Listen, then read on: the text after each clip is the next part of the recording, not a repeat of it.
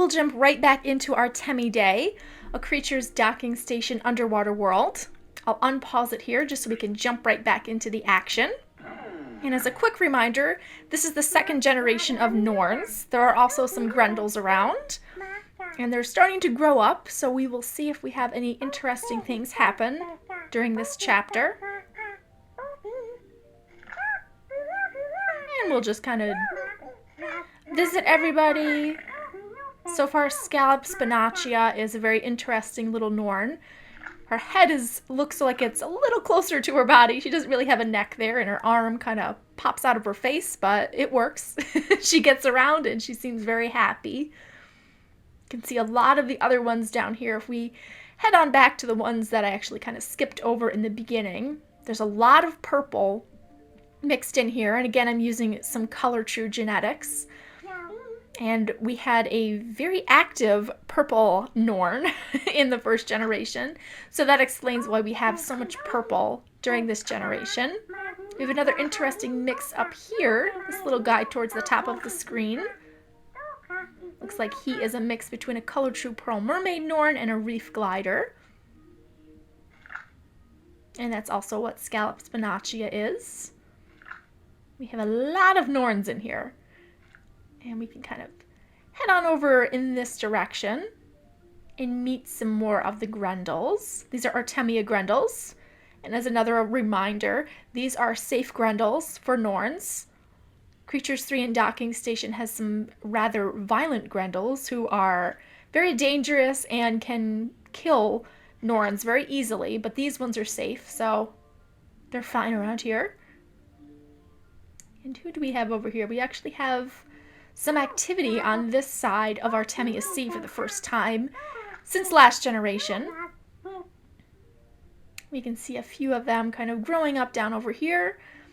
This little guy seems to be stuck on the edge slightly, but he's been kind of moving back and forth, so we'll leave him alone for now. And that's an overview of what's going on in Artemia Sea.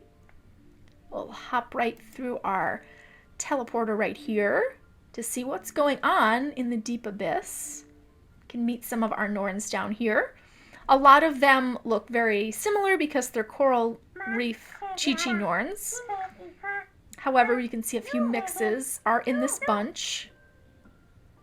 And they're still a little on the young side in here, so if there are any Norns who do have the ability to swim, they're still going to be walking around or running on the bottom, but they seem to be doing well.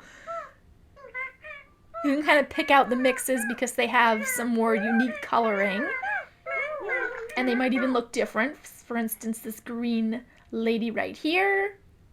And I think there's another kind of bluish one back here somewhere who doesn't quite match everybody else. I believe he has some different body parts. It's usually a good indication that it's a mix.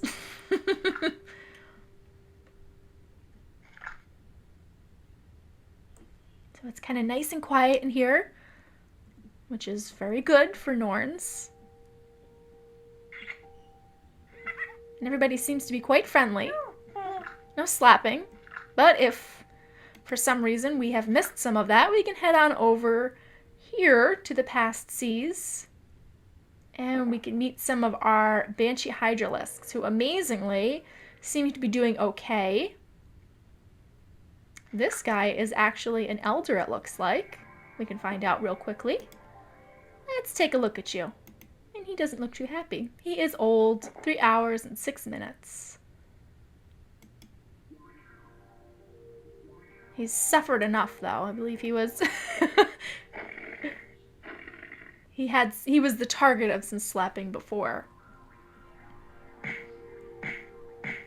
Oh, and the slapping continues.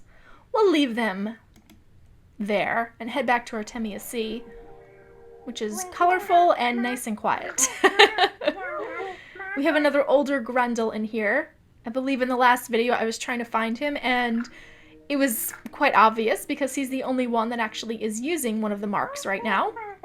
That's one of the things that I actually forgot to do, is assigning a mark in order to kind of track the relations and who's related to who, kind of following the paternal line. I'm not 100% sure if I want to do that with the generations because we're going to have a ton of marks floating about.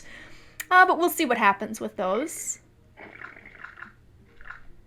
can see a couple of interesting, these two, cerulean, what is this, Erythrus, and colorless Alfaro, look like they're very similar in appearance, but it appears that he is the only one who can swim at this point in his life. Most likely he probably has the reef glider genes. I believe they can swim earlier on, whereas Color True Pearl Mermaid Norns have to wait a little bit longer. So we still don't have too many swimming about, but the ones that are look quite funny and cute. She is quite funny, this one. Yes, you are. Let's see, I doubt we have anybody floating. Oh my goodness, we do. We have a little Artemia Grendel who is sort of up near the surface. But it seems like everybody's down near the bottom still, which makes sense because not too many can swim just yet. We have a nice rainbow of Norns. And they all seem nice and quiet. And we're having a good time here in the aquatic land. But for now, I think we will pause here. And the next video might take place a little bit further in the future, meaning that I will kind of play a little offline just to get everybody old enough to start swimming. I think that'll be an interesting thing to see. But for now, this kind of hopefully provides a pretty good overview of how everybody is growing up, where they are, how we're starting to see some Norns actually spread out, especially in Artemia Sea, and head all the way over here. And it looks like this little guy is no longer stuck on the side. Although he looks like he's floating. I don't know what he's doing, but he'll be fine. We'll figure it out. So we'll leave it off there. As always, thanks for taking the time to watch, and I'm sure there will be a lot more videos of Artemiidae to see. Make sure to check back soon. Thanks!